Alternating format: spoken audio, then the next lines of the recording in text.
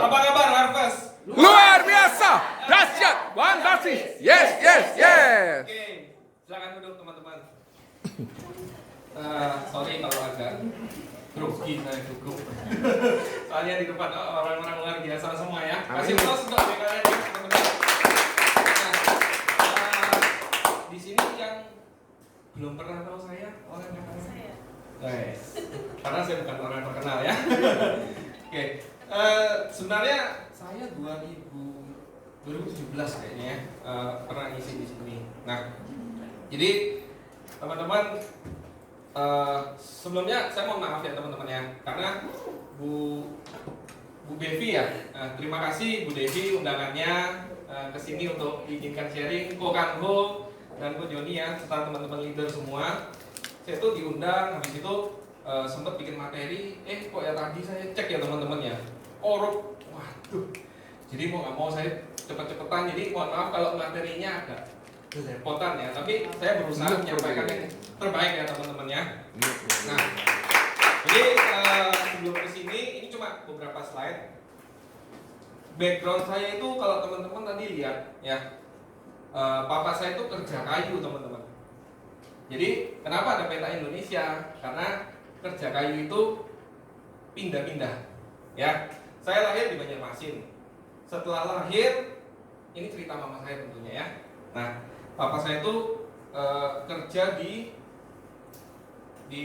Kalimantan Tengah. Ada yang pernah dengar Sampit mungkin? Ya. Nah, di Sampit ya. Yang buat makan pangsit. Saya sampai hari ini lupa Sampit itu bagaimana aku ya, karena baru lahir dibawa ke sana ya.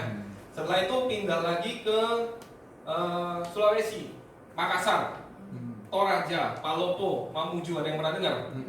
Nah ya, setelah itu saya di Papua. Itu paling lama teman-teman. 6 tahun saya di kota Nabire. Kalau teman-teman pernah dengar.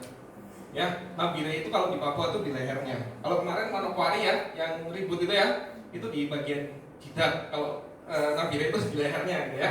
Nah, singkat kata, akhirnya mungkin papa saya ini kasihan kali ya ngeliat anaknya itu sekolah ya pindah terus. Jadi teman saya tuh habis SD, TK beda, SD beda, terus SMP beda lagi. Akhirnya karena papa saya kerjanya pindah-pindah, akhirnya saya di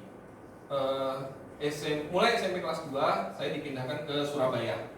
Ya, Surabaya saya di PPI. Setelah itu teman-teman, saya ini kok ya aneh gitu. Maksudnya saya ini malas teman-teman. Aslinya saya ini orang malas. Kenapa saya bilang gitu? Sekolah itu ya, kalau liburnya terlalu lama gitu ya, mau masuk lagi itu rasanya malas. Saya juga nggak tahu kenapa. Jadi singkat kata gini, pas kelas 2 SMA, saya ini bisa tiba-tiba minta berhenti sekolah sama orang tua saya. Ya, terus yang namanya mama saya, oh jadi apa berhenti sekolah, bla bla bla. Kalau papa saya, kamu mau ngapain? Mau kerja apa?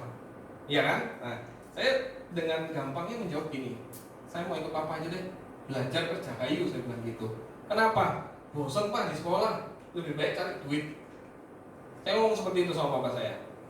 Akhirnya nggak ada jawaban juga yang jelas. Intinya mungkin dari gerak-gerik mereka, yus mari noe lah, ya kan, kok sisa setahun. Akhirnya selesai kelas 3 SMA, saya bilang saya nggak mau kuliah. Kasihan mama buang-buang duit kalau saya nggak niat. Apalagi waktu itu yang ada di dalam, mohon maaf ya, saya tidak mendiskreditkan teman-teman yang kuliah di sini ya. Ini hanya dalam pemikiran saya. Pikiran saya waktu itu kuliah kerjanya apa? Demo dan lain segala macam, ya kan? Mahasiswa kan banyak yang demo loh ya. Demo terus habis itu lulus juga tentu dapat kerjaan dan lain sebagainya. Itu yang dalam pikiran saya. Nah, kasihan kan orang tua biayain kalau untuk seperti itu gitu. Akhirnya mama saya tanya, kamu mau kerja apa? Ikut apa? Saya bilang gitu.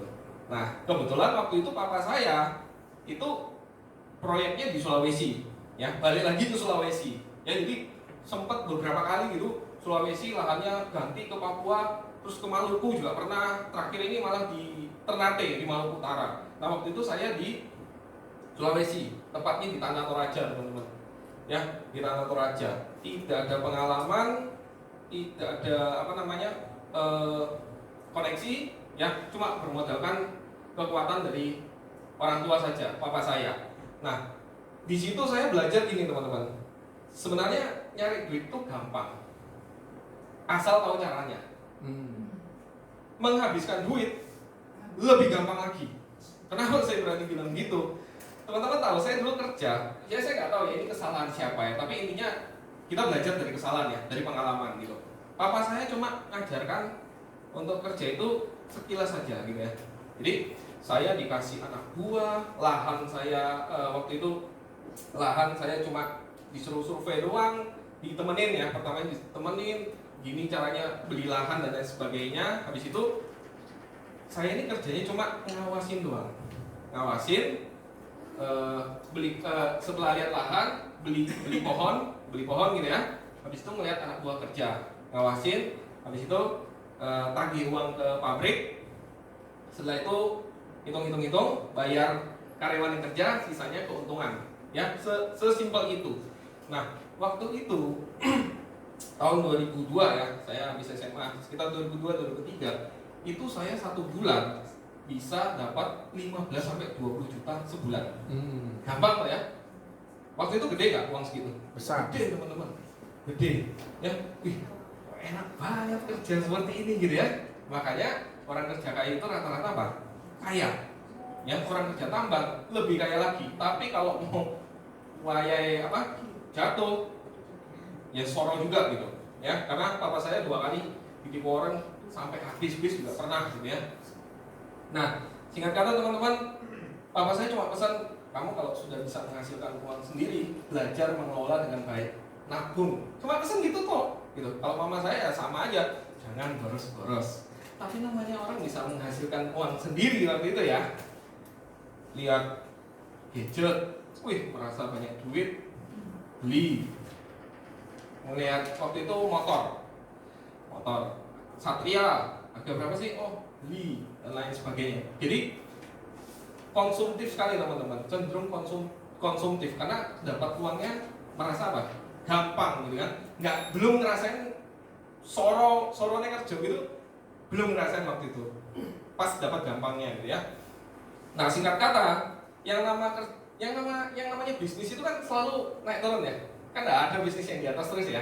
Nah sampai pada suatu saat tuh gini, mungkin orang asli sana ngelihat kita pendatang kerja itu kok gampang banget gitu ya.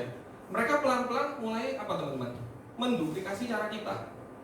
Ya, jadi mereka mungkin memperhatikan cara kita seperti apa. Nah, kelebihan mereka apa sih? Mereka punya lahan sendiri yang bisa mereka kerjain teman-teman. Jadi mereka nggak usah modal beli pohon lagi kan? Pohon pinus kalau di Toraja itu teman-teman dibikin untuk plywood, diekspor ke Jepang karena motifnya bagus. Ya, di sana ada 2 pabrik besar yang langsung ngolah dan langsung diekspor ke Jepang di Sulawesi Selatan.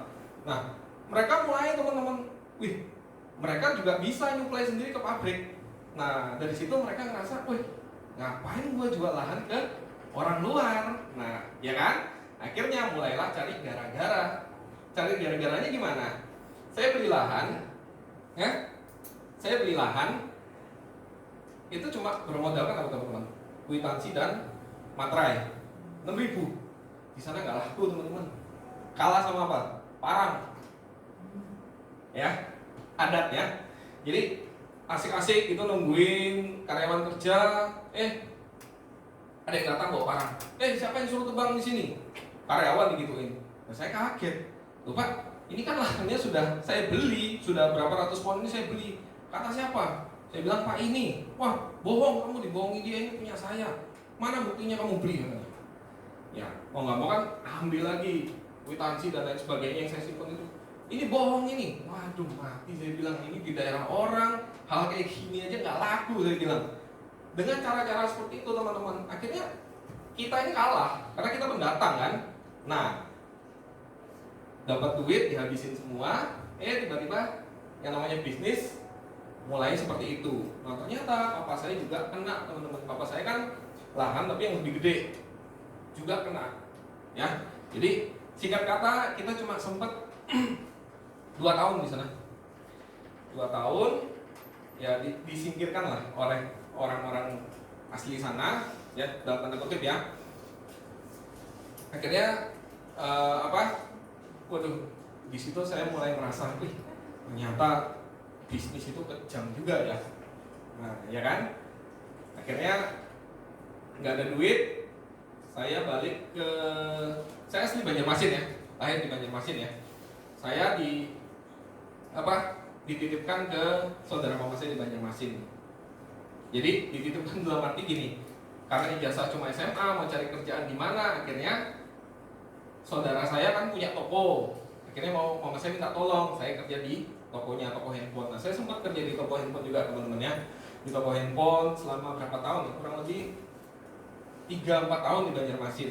Ya, setelah itu saya merasa nggak ada perkembangan nih, karena kerja di toko handphone waktu itu saya buka jam 10 sampai jam 10 pagi, tutupnya jam 10 malam teman-teman.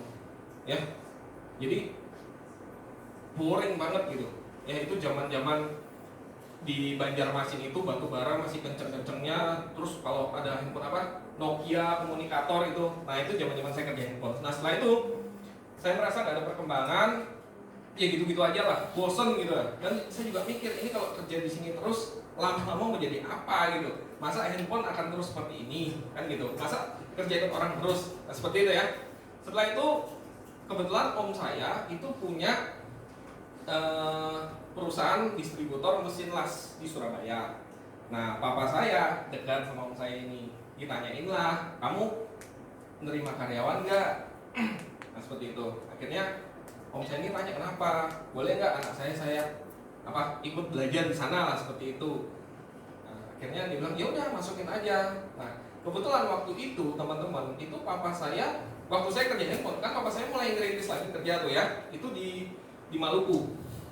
Di Maluku Utara, di Ternate. Nah, setelah beberapa tahun papa saya kena tipu lagi teman-teman. Ya, ditipu lagi, akhirnya habis. Nah, setelah itu papa saya itu sama mama saya ngungsi ke Surabaya, ngekos teman-teman di Ngagel mana saya lupa, tapi kalau disuruh tunjuk kosnya saya masih ingat sampai hari ini ya. Nah, dari situ papa saya tanya, gimana kamu di Banjar dan lain sebagainya. Saya bilang kayaknya nggak berkembang deh. Akhirnya papa saya sama mama saya kan ngekos duluan di sini, dia tanya om saya yang di kerja mesin las itu. Akhirnya saya dipanggil juga, yaudah kamu kesini aja kerja sama Teddy namanya. Nah, setelah itu saya ngeliat Surabaya, apa sama mama saya ngekos. Karena abis itu mereka baru cerita gitu, di situ teman-teman kita nangis teman-teman, kok kayak gini ya, sampai kayak gini gitu loh ya. Tapi saya belajar satu hal yang sampai hari ini saya pakai terus gitu teman-teman. Papa saya itu bangkrut 5 kali ya, dia sudah usia 50 lebih waktu itu. Tapi yang saya salut, dia bangkitnya 3 kali teman-teman ya. Jadi maksudnya gini teman-teman ya, sudah sampai ngekos habis semua, bahkan sepeda motor pun nggak ada, mobil pun nggak ada ya. Memang terlalu berani juga mungkin ya, spekulasi sehingga sampai habis seperti itu. Nah, setelah itu dia kerja lagi dan berhasil gitu loh ya. Nah, saya nggak diizinkan lagi teman-teman kerja di kayu. Kenapa? Karena waktu itu juga marak kasus illegal logging, kalau teman-teman pernah dengar ya, lahan-lahan liar tuh ya. Setelah itu papa saya bilang, papa saya kerjanya di hutan teman-teman, betul-betul dari kayu yang saya bilang tadi ditebang, terus kita masukkan ke pabrik untuk di ekspor gitu. Jadi ya komunitasnya ya di sekitar itu gitu, nggak ada kalau kita asuransi kan kita banyak koneksi gitu ya, kalau kita marketing kan kita banyak koneksi. Ini nggak ada koneksinya sama karyawan-karyawan itu. Jadi papa saya bilang, saya sempat mau ikut lagi. Saya bilang, saya boleh nggak ikut lagi? Papa saya bilang, jangan deh, kayu kita nggak tahu masa depannya seperti apa. Kalau papa ya sudah terlanjur aja, papa nggak punya keahlian lain ya terpaksa papa kerjain katanya. Kalau kamu kan masih muda, kamu belajar kamu ikut OTD. Papa saya bilang gitu, kamu jangan nanya atau nuntut gaji sama dia, kamu tidak akan kerja ikut orang selamanya. Papa saya bilang gitu waktu itu ya. Kamu cari pengalaman sebanyak-banyaknya, kumpulkan koneksi sebanyak-banyaknya. Itu kata-kata papa saya selalu ingat gitu ya. Akhirnya saya sampai di Prudential, saya ketemunya melalui kerjaan saya yang terakhir ini teman-teman ya. Jadi 2007 saya mulai masuk kerja di om saya yang namanya Teddy itu. Ada yang tahu nggak UMR tahun 2007 berapa? Kira-kira 1,3. Oke, saya nggak tahu teman-teman ya. Saya nggak tahu beneran. Tahu nggak waktu itu saya digaji berapa? Kira-kira? 800. 800. 600 kok. 600 loh. Beneran 600.000. Saya waktu itu terima-terima aja. Begitu pulang, bulan pertama saya kerja, bapak saya tanya, kamu dikasih berapa sama Teddy? Ya Pak, 600. Bapak saya cuma ketawa doang. Ya udah katanya, kerja yang benar katanya gitu. Nah, waktu itu kan saya ini masih anak kuper teman-teman. Maksudnya gini, sekolah itu saya juga tidak pandai berteman. Kerja habis sekolah di mana? Di hutan. Setelah itu kerja di toko handphone. Otomatis kan pergaulan saya ini sempit loh ya. Nah, jadi kerja dengan gaji 600 itu cukup teman-teman. Bahkan waktu itu papa saya pun, saya bilang kan habis bangkrut ya, masih mulai merintis lagi kan. Saya sempat jadi tulang punggung keluarga selama beberapa bulan sebelum bapak saya mulai lagi, gitu. Ya, jadi dengan uang 600.000 itu saya bisa hidup dulu. Kenapa? Pakai kacamata kuda teman-teman. Pergi kantor jam 7 sampai kantor setengah 8, pulang kantor biasanya jam 5 ya. Saya enggak, jam 6 atau setengah 7 pulang mandi makan tidur. Begitu setiap hari Senin sampai Sabtu. Minggu ke mall enggak. Di rumah ngono konco, pergaulan sempit, duit pas-pasan apanya ngemol kan gitu ya. Nah, setelah itu berjalannya waktu teman-teman. Karena pakai kacamata kuda tadi, saya kerja fokus pada kerjaan teman-teman ya. 600.000 saya resign itu tahun 2012 atau 13 saya lupa, 2013an kalau nggak salah. Itu gaji saya itu sudah belasan. Jadi cepet sekali naiknya. Kenapa? Satu, ya jelas karena saya keluarganya, bosnya, mungkin ada nilai lebih ya, tapi juga tanggung jawabnya gede sekali teman-teman. Maksudnya gini, dari saya nggak ngerti las atau istilahnya itu welding itu las ya. Las itu bukan mesin las pagar itu ya, buat las kapal-kapal yang gede-gede loh teman-teman, sama las gedung-gedung itu loh. Ini mesinnya yang gede-gede ya. Sampai saya ngerti, bahkan saya dipegangi kunci kantor, kunci gudang, saya sampai istilahnya saya ini prosesornya kantor sampai segitunya. Bahkan bos saja nanya harga traktir sama saya teman-teman, karena saya sudah bisa beli barang dari Cina ya, saya yang jadi decision maker dan lain sebagainya. Jadi bahkan hari Minggu pun kalau ada orang butuh barang, melayani nggak? Melayani teman-teman, karena kunci di tangan saya. Waktu itu saya fine aja, nggak ada masalah ya. Sampai suatu hari ada customer kantor yang akrab sama saya tadi, Nasaruddin Latif namanya ya, kacamataan, Pak Irul panggilannya. Pak Irul ini baik banget sama saya. Jadi semua customer itu kan kalau mau beli barang, nego dan lain segala macam itu kebanyakan ke saya, kecuali nego gede itu langsung ke bos ya. Tapi kalau yang barang-barang standar apa semua sama saya. Jadi suatu hari Pak Irul ini bilang gini, bro, kamu mau nggak penghasilan tambahan? Dia cuma bilang gitu teman-teman. Saya bilang kalau duit ya saya pasti mau pak. Kerja apa sih? Saya bilang gitu. Dia dengan polosnya jawab saya gini, aku di Prudential sekarang bro. Dia bilang gitu teman-teman. Langsung yang saya tangkap apa? Prudential, asuransi, nawar-nawarin jadi sales. Kayak gitu ya? Kalau teman-teman jadi saya, apa jawaban teman-teman waktu itu? Enggak ya? Saya nggak jawab enggak teman-teman. Karena saya sungkan, saya bilang, oh asuransi toh pak? Iya, aku sekarang Prudential. Lumayan loh hasilnya, katanya gitu. Padahal ya waktu itu mungkin dia juga belum dapat hasil gitu ya. Saya bilang, tak pikir-pikir dulu guys pak. Katanya, saya bilang gitu. Oh ya siapa pikir-pikiran? Nah, karena agent baru, waktu itu dia agent baru. Ternyata saya baru tahu dia agent baru juga. Dia rekrutan Pak Michael. Terus Pak Irul ini rekrut saya, tapi sekarang beliau sudah aktif gitu ya. Nah, setelah itu teman-teman, selang beberapa hari dia nelpon saya. Bro, dia manggil saya bro. Bosmu orang yang kantor. Dia bilang gitu. Lapo, kata nawari asuransi pasti. Saya bilang gitu teman-teman. Langsung saya yang tackle dia dari pertama. Ayo, kualat toh, ya toh? Saya bilang lapo, pasti kata nawari asuransi ini. Kebetulan adik kandung bos saya Pak Teddy itu agent teman-teman. Dan agent apa? Pro. Agent pro. di Samarinda ya, di Samarinda. Saya pernah direkrut sama adiknya bos saya ini. Cuma waktu saya awal-awal mau masuk ke Pak Teddy ini, saya langsung direkrut teman-teman sama adiknya. Waktu itu kebetulan dia di Surabaya. Dia ngerekrutnya menurut saya waktu itu ya memang nggak pas sih, serba nggak pas. Orang baru ngerintis dan dari kecil saya ini bukan insurance minded, keluarga saya nggak punya asuransi dan lain sebagainya. Pokoknya asuransi itu dalam pikiran saya negatif. Dia nawarin gini, San, lu digaji berapa sih sama Teddy? Yuk ikut gua aja jadi agent. Dia bilang gitu. Cuma gitu ngerekrutnya teman-teman. Ya saya nggak mau lah teman-teman. Jelas kok waktu itu kaya bos saya, ya kan? Ngerti ya maksud saya? Kalau lebih kaya kamu ngajak saya nggak apa-apa. Ini lebih kaya koko kamu jauh kok. Mungkin waktu itu dia juga belum terlalu. Ya mungkin masih baru-baru juga gitu ya. Singkat kata, saya bilang sama Pak Irul tuh gini, "Alah Pak, percuma Pak, mau ADE, Pak Teddy lo agent," saya bilang gitu. Nah, saya nggak tahu dia waktu itu diajarin siapa teman-teman. Dia cuma ngomong gini loh, namanya juga usaha. Dia bilang gitu. Ya sudah, terserah. Ada orangnya datang wae. Saya bilang gitu. Nah, teman-teman, dia datang nggak sendiri teman-teman ternyata, sama leader saya, Pak Michael. Nah, ruangan saya tuh kayak gini. Ini kaca gede. Di ruang duduk sales waktu itu ya.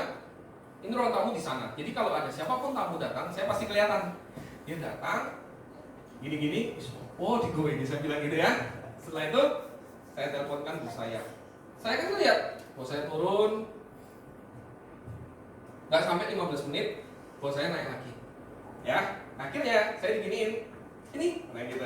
Ya udah, saya dikenalin sama Pak Michael. Tahu teman-teman apa yang dilakukan? Ya langsung diprospek teman-teman. Sini kamu duduk om. Mari dikenalin tuh langsung diprospek saya. Tapi yang prospek bukan Pak Irul ini ya, langsung Pak Michael.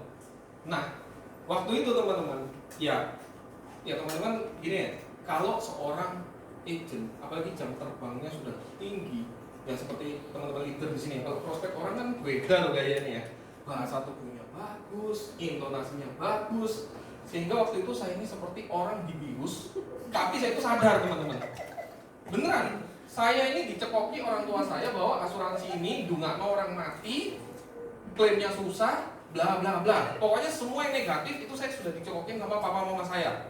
Ya. Jadi saya di prospek orang bagaimanapun harusnya mental dong ya. Tapi saya di prospek Pak Michael tuh ya itu saya bilang, saya ini seperti dibius tapi saya sadar.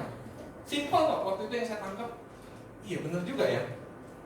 Saya hari ini kerja. Oke lah, anggap saja saya bisa nabung. Tiba-tiba kalau ada satu hal yang nggak terduga, bisa habis nggak duit saya? Bisa. Nah, akhirnya seperti itu, sesederhana itu. Dulu kalau teman-teman pernah dengar Pak Michael kan pakai boneka tuh ya. Nah itu pakai itu dia prospek saya. Wih saya bilang gila bagus banget. Iya, langsung teman-teman yang namanya Pak Michael itu bikin proposal. So teken nih, saya teken nih. Saya teken. Waktu itu habis teken, mati kan ini bayarnya ini. Tapi ya untung sampai hari ini enforce ya teman-temannya sudah 4 kali upgrade sudah. Gitu ya. Jadi 500.000 teman-teman. Ya, saya nggak tahu keluar angka segitu dari mana. Pokoknya tanya 500.000, oke, jawab dengan pede. Nah setelah itu Pak Nasaruddin ini ngomong sama Michael gini teman-teman. Itu hari Jumat ya, Mike itu Mike, mau jadi agent. Saya baru sadar, kurang ajar, aku di closing set baru dijadiin agent ya. Gitu ya, sekarang baru nyadar ya. Tapi langsung Michael bilang, oh iya, oke nanti sore, nanti malam ajak Pak ke kantor. Dulu BOP, kelas BOP di tempat saya itu Jumat malam. Itu hari Jumat siang teman-teman, setelah jam Jumatan itu loh. Jadi Jumat malam, saya ditanya, bisa nggak? Ya, bisa aja, saya bilang gitu. Ya, saya nggak jawab mau jadi agent atau enggak, tapi seolah-olah saya di apa ya? Maksudnya, ya itu saya bilang dihipnotis, tapi saya sadar gitu loh. Ya udahlah, saya bilang saya sungkan juga, dia banyak beli barang dari saya kan, saya ikut aja. BOP waktu itu Pak Michael yang bawain. Ya, tahun 2010 teman-teman, 2010. Saya ini produk lama teman-teman ya, tapi masih jauh dari kata sukses ya di Prudential ya.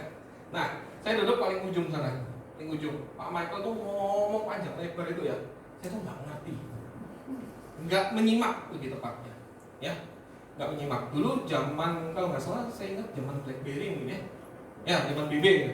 Terus pokoknya BB sampai ada satu momen saya langsung mata saya itu terang teman-teman.